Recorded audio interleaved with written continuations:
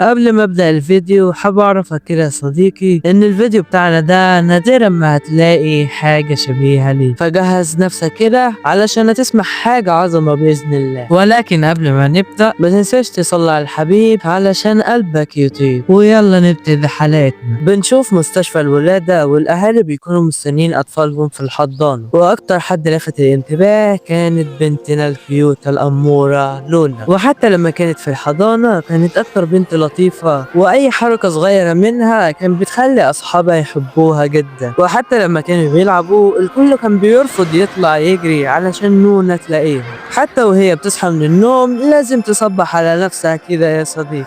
وبعدها بكام سنة بنشوف البطلة بتاعتنا وهي رايحة اليوم الدراسي بتاعها، وبتكون مليانة طاقة وحيوية وجمالها الملفت لدرجة إن الناس اللي ماشية في الشارع بينبهروا. وفي المدرسة بتروح الفصل وبتسلم على الكل وهم بيرد عليها إلا شخص واحد وهو كورو يا صديقي، أكتر شخصية باردة ما بيتأثرش بحاجة. فنونا بتسلم على كورو لكن هو بيرد عليها بكل برود، وزمايلها بيكونوا ميتين حرفيا بسبب إنه تجاهلها، والغلابة اللي ورا بيكونوا منهارين من جمالها. وحتى كورو بيكون ميت من الصدمة وبيخبي وشه في الموبايل. ففجأة نونا بتحس بتعب وبتقول له أستاذ إنها تروح أوضة الممرضة. فواحدة من صاحباتها بتعرض إنها تروح معاها لكن هي بتقول كورو هو اللي هيوصلني. ولكن في التوقيت ده أوضة الممرضة بتكون فاضية. وبعدها نونا بتسأله هو أنا عملت لك حاجة تخليك تكرهني للدرجة دي؟ وقتها كورو لأول مرة وشه بيكون أحمر، وده بيخليها تفرح بإنها انتصرت، بس في نفس الوقت عاملها ببرود. فنونا ما بيبقاش عندها اختيار تاني غير إنها تخليه يتكلم معاها بأي شكل. فتمسك إيده وتسحبه ناحيتها، بس بالغلط رجلها بتتعثر على طرف الستارة، ومرة واحدة الاتنين بيكون على سرير العيادة. فبتضرب راسها في المكتب وتحاول تستعيد تركيزها، وبتقرر إنها مش هتستسلم وإنها تخليه يحبها غصب عنه. وبيعدي كام يوم ونونا بتكون زي ما هي البنت الجميلة اللي الكل معجب بيها، وبتقول لنفسها إنها جميلة جدا النهاردة. بس مرة واحدة بتشوف كورو بالصدفة وبيقولها بكل برود صباح الخير وبيمشي ومش بيديها أي اهتمام. فطبعا نونا كانت هتنفجر. وبعدها لما بيجي وقت الرياضة نونا بتبتدي تمرينات،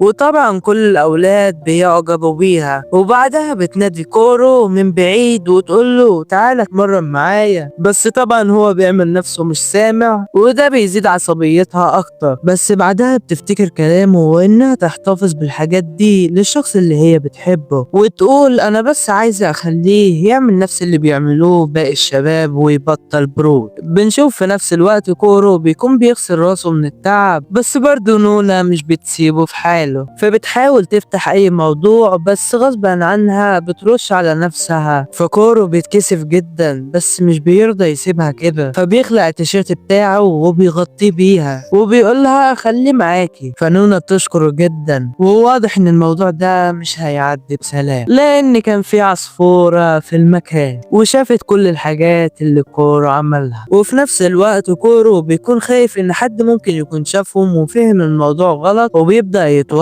وبيسألوه مش شايف انك كنت جاحد معاها شوية؟ هي بس بتحاول تكون لطيفة معاه. فكورو بيقعد مع اصحابها وبيعرفهم انه ممنوع عليه انه يتعامل مع البنات زيادة عن اللزوم. وفوق كده في المكان بتاعه مفيش غير ستات كبار في السن، فعمره ما كان عنده اي تعامل مع بنات، وانه مش بيعرف يتكلم معاهم اصلا. وهو حرفيا متعود يشوف البنات الجميلة دي زي نونا على التلفزيون وبس، وعلشان كده تصرفاته كانت زيادة عن اللزوم. وبيقول لهم ان كلامهم صح وان لازم يكون معاها، بس التربية بتاعته عكس كده، وانه لازم يهتم بالدراسة، ولو ساب المشاعر تسيطر عليه اكيد هيحبها. والمعبد بتاعه بيحرم الارتباط. وتاني يوم نونا غسلت التيشيرت وبتديه لكورو، فبيكون محرج شوية بس هي بتبتسم وتقول له انسى اللي حصل. وبعدها بنروح للحصة بتاعت الرسم، وبتكون نونا هي اللي النموذج بتاع الرسم. فما بتصدق وتنادي على كورو وتطلب منه يبدأ يرسمها، بس هو مش راضي يعبرها. فنونا بتبدأ تتعصب لأنه مش بيديها أي اهتمام، فبتروح عنده وبتقوله ما تخافش، مش دايما بيبقى عندك فرصة إنك ترسم بنت جميلة زيي. بس بعدها بترجع في كلامها وبتقوله إنها كانت بتهزر معاه، بس باقي الولاد ما بيكونش عندهم أي مشكلة إنهم يرسموها. ونونا كانت متأكدة إنه كورو مش هيقدر يحافظ على البرود بتاعه لوقت طويل، وبتفتكر لما اداها التيشيرت بتاعه علشان يحافظ عليها. وبيكون كورو في نفس الوقت بيحاول يحافظ على هدوءه، خصوصا لأنها كانت جميلة كعادتها، فبيكون مضطر إنه يشتت دماغه ويركز في أي حاجة تانية. فبتسأله لو الوضعية دي مناسبة للرسم ولا لأ، بس ملامحه بتتغير ووشه بيكون أحمر من الإحراج. وبعدها نونا بتلاحظ إن في بنت من زمايلهم بتراقبهم من بعيد، ولما نونا شافت البنت بتتحرج، بس بعد شوية بترجع تراقبها تاني. فنونا بتقول هي ليه مركزة معايا كده، بس مش بتهتم، وبتبدأ تاخد بالها من كورو إنه مركز معاها بشكل غريب، بس ده طبيعي علشان كان بيرسمها، فطبيعي يفضل باصص عليها. بس بتحس إن نظرات كورو مركزة عليها زيادة عن اللزوم، وده بيخليها تتوتر جدا، ومجرد التفكير إن عينيه عليها بيخليها مكسوفة جدا، فمش بتقدر تستحمل، وبتقول إنها مش كويسة، وبتسيب كورو مع نفسه وبتمشي. ولما بتكون نونا في الحمام بتفتكر اللي حصل، خصوصا إنه كورو دايما بيكون بارد ومش بيهتم بيها، فإنه بيكون مرة واحدة يفضل بص عليها بالشكل ده بيخليها تحس بالكسوف. وفي نفس الوقت اتنين من أصحاب كورو بيروح عنده وبيبدأوا يمدحوه على الرسمة، وبيسألوه ناوي يعمل ايه بالصورة. فحد منهم بيقوله أكيد هترميها وتتصرف ببرود تاني صح؟ بس كورو مش بيكون عارف يقول لهم ايه. وبعدها في المكتبة كورو ونونا بيلمسوا ايد بعض بالصدفة لما كانوا بياخدوا نفس الكتاب. فنونا بتقوله من بين كل الكتب اخترت الكتاب ده، اكيد دي مش صدفة صح؟ وبعدها بتقترح عليه انهم يقرأوا مع بعض، بس قبل ما تكمل كلامها كورو بيلاقي نفسه بيسيب الكتاب في ايديها وبيمشي، وعقلها مش بيفكر غير انها لطيفة جدا. ومرة واحدة بتلاحظ ان صاحبتها بتبص عليهم من بعيد، واول ما عينيهم جت في عين بعض البت بتتكسف وبتطلع تجري. بس نونا كانت مصممة تقعد وتقرأ الكتاب مع كورو، حتى انها استأذنت منه تقلب الصفحة اللي بعديها. والموضوع كان ملفت وحتى ناس كتير بصت عليهم، بس نونا نفسها مش بتكون فاهمة البنت دي مالها، وتقول اكيد هي مش مركزة معايا. ومجرد انها تتخيل كورو مبسوط مع البنت دي، لكن هي بتقرر يا صديقي انها مش هتسيب ده يحصل ابدا، لانها اعجبت بيه قبليها وكانت فاكرة ان كورو بيحب البنات اللي من النوع الهادي، فبتقرر تتصرف على الاساس ده. فبتبدأ بخطتها الاولى، وانها تلبس نظارة وتمسك فنجان شاي علشان تكمل الصورة وتبان بروفيشنال قدامه كده يا صديقي. والبت بتكون متقنة الدور على الاخر، وعارفة ان الحوار ده لازم يكون مع النضارة والشاي. والمرة دي كورو مش بيقدر يخفي اعجابه، وكان واضح انه متأثر بجمالها. نونا كان عندها احساس ان لو حد غيرها اخده منها هتبقى مشكلة، فبتقرر تتصرف على طريقتها. فبتعدل النضارة بايديها وبتقوله انت شايفني ازاي، بس بسرعة بيتقطع افكاره وبيبدأ يمشي وهو متوتر. فنونا كانت هتنفجر بعد كل ده ومفيش اي نتيجة، بس مرة واحدة بتاخد بالها من البنت اللي كانت بتبص عليها بشكل غريب، والبنت دي بيكون اسمها هارو. فنونا بتبدأ تفكر انه هارو فعلا معجبة بكورو. فمن اللحظة دي الادوار بتتبدل وبيحصل العكس، نونا بتبدأ هي اللي تركز على هارو، وبتكون عايزة تعرف هي البنت دي مين، وبتكون مصدومة ان البنت دي مثالية بطريقة رهيبة. وبنشوفها وهي بتسقي الزرع، وفي وقت الراحة يا اما تشوف كتاب يا اما بتساعد في تنظيف السبورة. بنت طبيعية يعني باختصار، بس نونا كانت عايزة بأي طريقة تلاقي فيها عيب. بس بعدها نونا بتستوعب ان في فرق ما بينهم كبير، ولو كورو بيحب النوع الهادي واللطيف يبقى هي الخسرانة. بس مرة واحدة صاحبها اللي بيلبس نظارة بيجيب لنونا الكتاب اللي هي وكورو كانوا بيتكلموا عنه، واول ما بتقوله شكرا يا حبيبي الولد بيحس اكنه اخد طاقة لليوم كله. فنونا بتستوعب ان انها مش بتستخدم الاسلوب ده مع كورو، فبتقرر انها لازم تتحرك بسرعة قبل ما هارو تخطفه منها. وبيكون في نفس الوقت ده كورو عند سطح المدرسة وكان بيستمتع بالجو، ومرة واحدة بيروح لعنده منديل وبيوصل لعنده، ولما بيمسكه بيطلع انه بتاع نونا، فبتجري بسرعة عليه وتقول له شكرا. ونونا كانت متأكدة ان مفيش شخص في الدنيا مش هيحب ان البنت تتكلم معاه، فبتبدأ تفتح مواضيع معاه وتقول له انت كنت بترتاح هنا صح؟ انا كمان اوقات باجي هنا علشان ارتاح، ما اي حاجة بقى وبالسلام. وبعدها بتقول له على فكرة المنديل ده هو اكتر حاجة بحبها، وانت دايما طيب جدا. ولكن بعد كده بتغير من نبرة صوتها وبتقول له بحبك، بس بتلاقي ان الكلمة مش بتطلع، فبتستغرب جدا ليه الكلمة دي مش بتطلع لكورو، فبتحاول كمان مرة بس بتكون نفس النتيجة ومش بتكون عارفة تتكلم، فبتحبط جدا وبتبدأ تعتذر على تضييع وقته، بس هو بسرعة بيقول لها لا عادي مفيش اي مشكلة. وبعدها بتروح الفصل وتقول لنفسها ما تلوميش نفسك على اي حاجة، انت بقالك شهر بتحاولي تتقربي منه ومفيش اي فايدة. وبعدها كورو بيروح الفصل فبتقول برضو الغبي ده مش بيبص عليا. وبعدها في حصة النشاط الفصل كله كان بيختار مين هيكون رئيس المهرجان، وهارو بتكون الوحيدة اللي طلعت، فنونا بتكون غيرانة جدا منها، بس نونا بتتطوع انها تشتغل مع هارو، فهارو بتسلم على نونا وهي كمان بتسلم عليها. وبعد ما المدرسة بتنتهي بيقعدوا يحضروا الافكار مع بعض، وهارو بتبدأ تقترح افكار زي مقهى ومسرحية او بيت رعب، وبتسأل نونا عن اللي كانوا عاملينه في الإعدادية، فنونا بتقول لها إنهم كانوا عاملين مقهى وكانت بملابس أرنب لطيف، بس هارو بتقول لها إنها تقريبا مش فاكرة لأنها كانت متنكرة على شكل نمر مش أرنب، وكان شكلها كله متغطي. فنونا مش بتكون فاهمة هارو ومفكراها في دايرة الحب،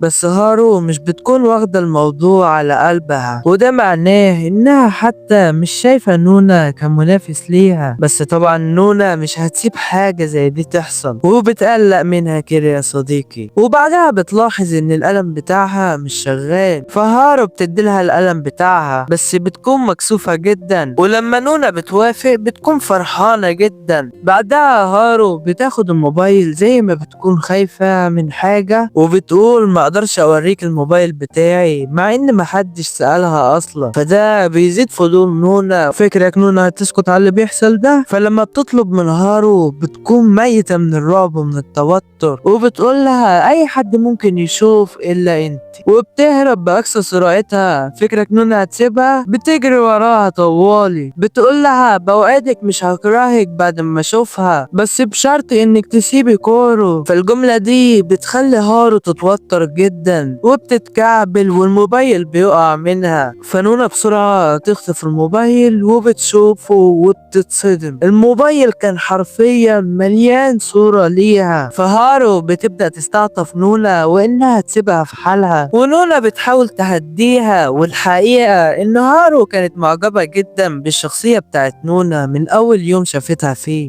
وكانت معجبة بجمالها، فعلشان كده كانت بتصورها من بعيد علشان تكون زيها، وبتقولها ما تقلقيش عدد الصور مش اقل من 1000 صورة. بس وقتها نونا بتستوعب انها كانت فاهمة موضوع غلط. الشخص اللي هارو كانت عيونها عليه طول الوقت ما كانش كورو، كانت هي نفسها. فنونا بعدها بتقول لها انها مش زعلانة خالص بس كنت لازم توضحي سوء الفهم اللي حصل. وبتقول لها لما قلت لك سيبيلي كورو كان قصدي على نوع سمك مش اكتر. بس هارو بتقول لها انا فاهمة يا نونا اكيد قصدك على كورو اللي كان معانا في الصف. فنونا بتكتشف انها اتفضحت، والمشكلة ان هارو كانت واخدة بالها من تصرفات نونا الغريبة من وقت ما كورو بقى معاها في المدرسة، وحتى لما لبست التيشيرت بتاعه كانت هارو شايفة كل حاجة. فنونا كان بتحاول تشرح انها كانت بتتكلم على نوع سمك اسمه كورو، لكن هارو فضلت تفضح في كل حاجة، وحتى بتجيب صور لنونا وهي مع كورو في المكتبة. وبعد الفضيحة دي كلها بتقول لها انا هساعدك تعترفي بحبك لكورو. فنونا بتتوتر جدا من هارو وبتبدأ تقلق منها. وتاني يوم الفصل بيكون مشغول بالتحضيرات، ونونا وهارو بقوا بيتكلموا مع بعض اكتر من الاول. وهارو بتكون عندها اخت اكبر منها في المسرح وبتجيب ازياء يستخدموها في المهرجان. ونونا كل شوية تبص على كورو، فهارو بتقول لها انت هتقدر تسيبي انطباع حلو عنده، انا متأكدة. فنونا بتتكسف جدا وبتقول لها قلتلك تبطلي تتكلمي عن الموضوع ده. ولحد دلوقتي هارو مصممة ان نونا بتحب كورو. وبعدها بيروحوا للمسرح واللي كان مليان بأزياء كتير، وهارو بتكون سمت المهرجان جسر الحب.